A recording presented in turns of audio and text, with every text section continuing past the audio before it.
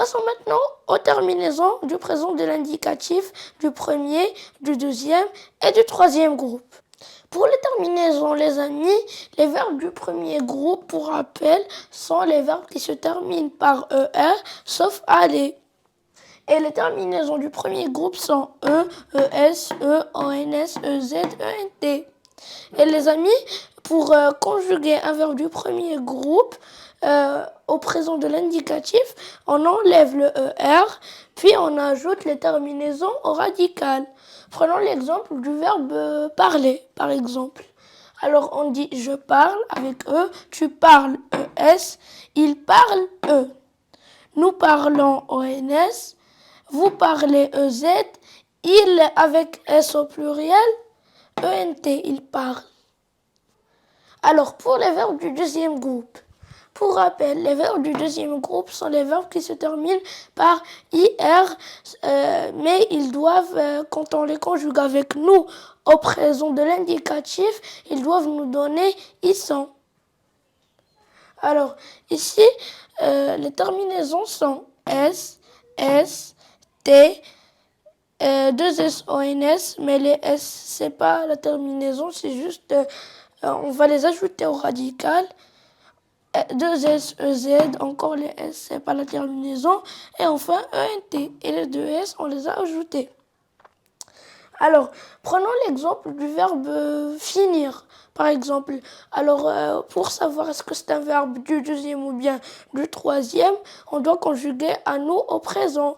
On dit nous finissons, donc c'est bon, c'est un verbe du deuxième groupe.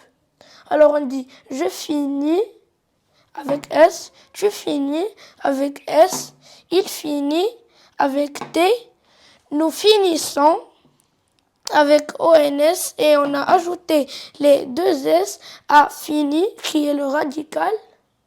Vous finissez, encore on a ajouté les deux S et enfin ils finissent avec S au pluriel et on a ajouté les deux S au radical. Pour les verbes du troisième groupe, alors le troisième groupe c'est la poubelle des deux autres groupes. Et les verbes du troisième groupe, ce sont des verbes irréguliers. Ça veut dire que le radical varie. Mais la plupart du temps, on trouve ces terminaisons qui sont S, S, T, ONS, EZ et ENT. Alors prenons l'exemple courir.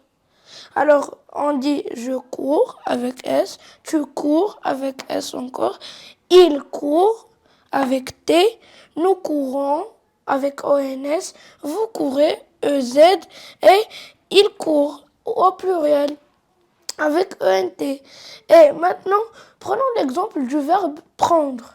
Alors, on dit je prends avec DS, DS avec le radical, tu prends encore avec DS, mais cette fois-ci, on ne met pas le T, comme je vous ai écrit ici, ou rien. Donc, dans le verbe prendre, on ne va pas faire le T avec la troisième personne du singulier. On va écrire seulement le radical qui est P-R-E-N-D. Avec nous, on dit nous prenons, vous prenez et ils prennent.